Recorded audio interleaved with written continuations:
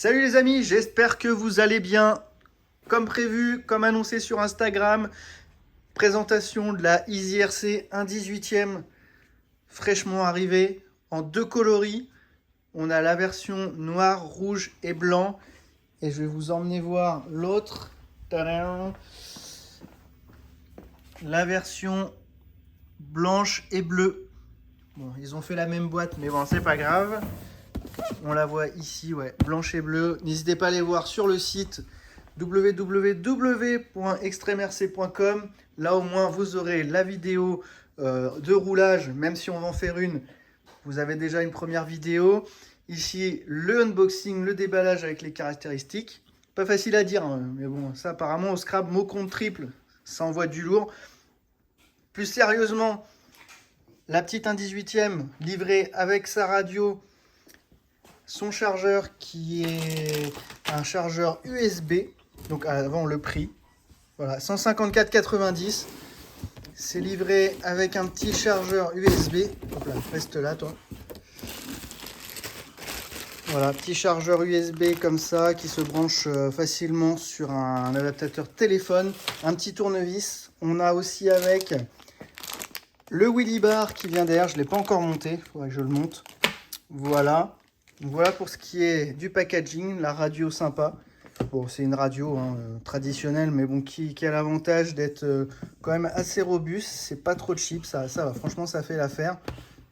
L'avantage, c'est d'un petit capot pour tout ce qui est réglage. Ça évite de dérégler un peu une fois que c'est réglé. Ça évite de tout toucher.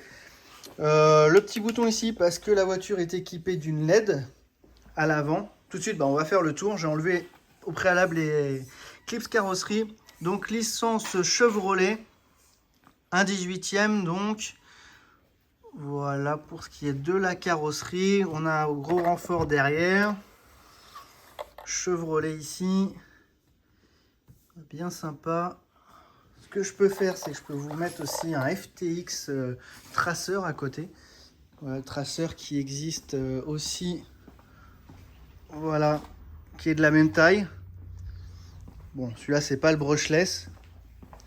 Voilà pour vous donner un ordre d'idée au niveau des deux. Donc si par exemple un père et son fils, ou voilà, ou si vous voulez rouler un qui préfère le STX, on est complètement dans la même échelle, hein, il n'y a pas de grosse différence.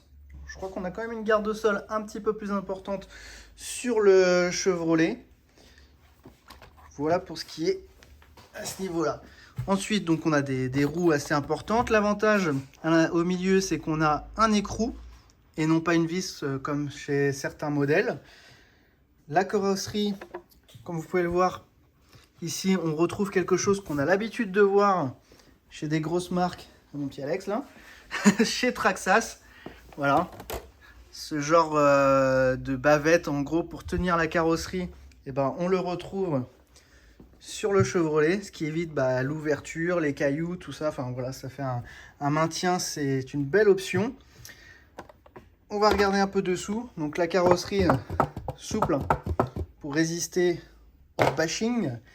Donc on a déjà des amortisseurs très bien réglés. Franchement, ça saute pas, ça... c'est déjà bien réglé, sorti de boîte. On retrouve un variateur, ventilateur, moteur brushless. Donc, je vous laisserai aller voir dans les caractéristiques la valeur de kV. Je crois qu'on est dans les 3800 kV, enfin ce qui correspond à peu près à une vitesse de 45 km/h, 50 km/h, on va dire. Après, moi, ce qui m'a tout de suite frappé, que j'ai trouvé bien, c'est les biellettes. On a une biellette de taille, mais vraiment imposante. Je vais vous montrer avec les biellettes Traxxas. Voilà ce qu'on peut retrouver sur du Slash, du Rustler. Franchement, on n'est pas loin d'avoir un équivalent. Hop, si je les mets, c'est pas suffisant avec la distance. Je ne parle pas en termes de longueur, mais je parle en termes de diamètre. On est quasi à l'identique. Ce qui quand même annonce la couleur et la robustesse du véhicule. Ensuite, très bien aussi, un récepteur séparé. Si vous voulez changer, mettre une radio sur batterie ou avec plus de réglages, ou tout simplement vous avez déjà une radio haut de gamme, et vous pouvez la mettre sur ce véhicule sans problème. Ensuite, on est en prise DIN. Et on a des accus. Alors, c'est un petit peu propriétaire. C'est-à-dire, je m'explique. On a une batterie qui est verrouillée loquée, voilà, avec un profil en hard case, donc bien protégé à eux. Mais, entre guillemets, l'avantage, centrage par rapport à la voiture et maintien de la batterie. Après, si vous voulez changer, mettre plus d'autonomie et ne pas rester avec ce type de batterie, ce que je vous conseille, c'est ici, il y a une petite languette. Si vous avez une petite Dremel, vous la faites sauter. Ici, vous venez couper sur le côté et vous avez entièrement le bac batterie à disposition. Voilà. On en profite aussi pour voir le châssis renforcé en nid d'abeille, qui est très bien pour tout ce qui est l'absorption des chocs et la résistivité. Voilà. La résistance plutôt. Voilà. C'est bien. C'est mieux. Des fois, je me perds, j'invente des mots. Voilà, ouais, les cardans, comme tu dis, Alex. Cardan en acier, CVD, avant-arrière. Voilà, le cardan central. Tac. Non, franchement, un bon petit véhicule. Je pense que ça peut venir concurrencer le Traxxas Minimax, dans le sens où là, on est quand même à la moitié du prix. On peut se permettre d'avoir plus de batterie.